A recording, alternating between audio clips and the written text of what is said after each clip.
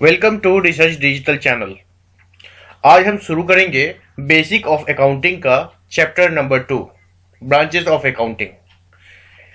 Classes शुरू करने से पहले नए लोग वीडियो को लाइक एंड सब्सक्राइब करें, बेल आइकन को जरूर दबाएं, नहीं तो आप आने वाली वीडियोस मिस कर सकते हैं। Now let's start the class. Branches of accounting.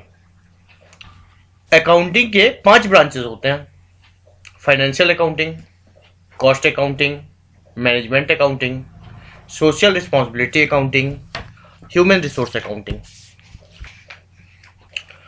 Financial accounting क्या है? तो फाइनेंशियल अकाउंटिंग एक प्रोसेस है ट्रांजैक्शन को रिकॉर्ड करने का, समराइज करने का, रिपोर्ट करने का थ्रू द फिनेंशियल स्टेटमेंट्स। ठीक है, तो हम कह सकते हैं कि financial accounting is a process of recording, summarizing and reporting a business transaction through financial statement। या हम इसको ऐसे भी डिफाइन कर सकते हैं कि financial accounting is the process of identifying, measuring and communicating accounting information to permit informed judgment and decisions by the user of accounting। Cost accounting. Cost accounting क्या है? कॉस्ट अकाउंटिंग एक तरह का मैनेजरियल अकाउंटिंग है। इसका major M क्या होता है? इसका मेजर एम होता है कि किसी भी प्रोडक्ट को या सर्विस के कॉस्ट को एसर्टेन करना। कॉस्ट में मेजरली 2 तरह के एक्सपेंसेस होते हैं, fixed expenses and variable expenses. और कॉस्ट अकाउंटिंग में इन दोनों तरह के एक्सपेंसेस को रिकॉर्ड किए जाते हैं। तो हम ये भी कह सकते हैं कि cost accounting is a form of managerial accounting that aims to capture companies total cost of production by assessing the variable cost of each step of production as well as fixed cost. या हम ये भी कह सकते हैं इसको कि cost accounting is the process of accounting and controlling the cost of product operation और function. Management accounting. Management accounting एक बहुत इंपॉर्टेंट टूल होता है किसी भी कंपनी के या किसी भी फर्म के या किसी भी एंटरप्राइजेस के लिए। इसका मेजर यूज किसी भी तरह के प्लानिंग, फोरकास्टिंग एंड बजटिंग के लिए होता है। तो हम ये कह सकते हैं कि management accounting helps manager with in company make decision.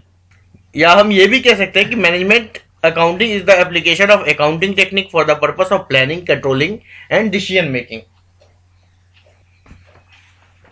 Social responsibility accounting जो है, ये अकाउंटिंग का वो प्रोसेस है जो बिजनेस के सोशल रिस्पॉन्सिबिलिटी से रिलेटेड अकाउंटिंग को डिफाइन करता है।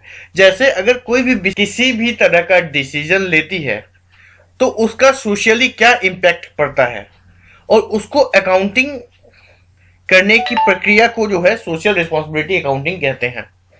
तो हम ये कह सकते हैं कि social responsibility accounting is the process of identifying, measuring and communicating the social effect of business decision to permit inform judgement and decision by user of information. Human resource accounting. Human resource accounting जो है, ये accounting human resource से related है।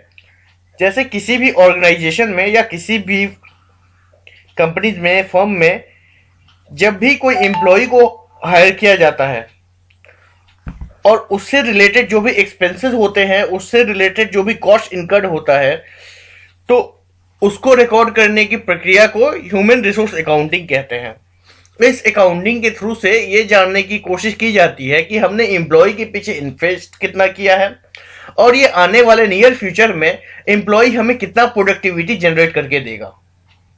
तो हम कह सकते हैं कि human resource accounting is the process of identifying, measuring and communicating the investment made in human resource of an enterprises to permit inform judgement and decision by users of accounting. अब आते हैं बेसिस ऑफ अकाउंटिंग पे।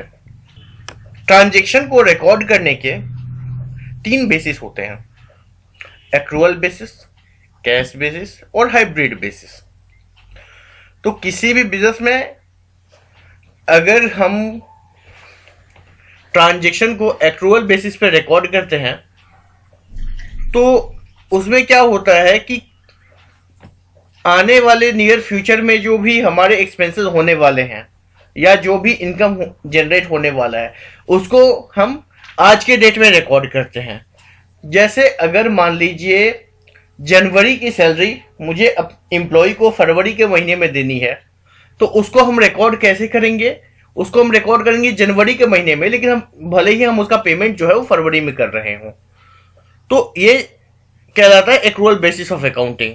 तो अगर इसको हम definition के term में देखेंगे तो हम ये भी कह सकते हैं कि एक्रूअल बेसिस ऑफ अकाउंटिंग या accrual basis of accounting means is a method of recording transaction by which revenue, cost, assets, liability are reflected in the accounts for the period in which they accrued.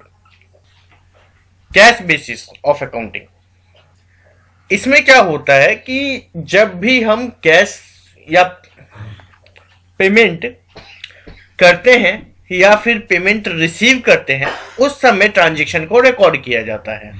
जैसे अगर हमने payment किया तो हम transaction record करेंगे, या जब हमारे पास पैसे आ गए तो हम ट्रांजैक्शन को रिकॉर्ड करेंगे।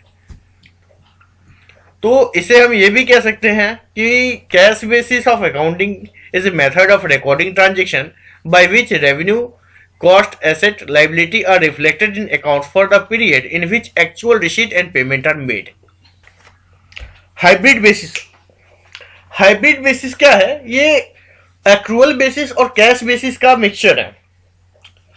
इसमें क्या होता है कि रेवेन्यू को एक्रूअल बेसिस पे रिकॉर्ड कर लिया जाता है और कॉस्ट को कैश बेसिस पे रिकॉर्ड किया जाता है।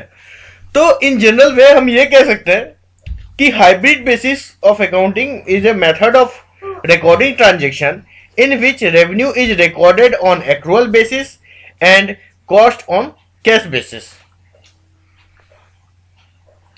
Thank you very much.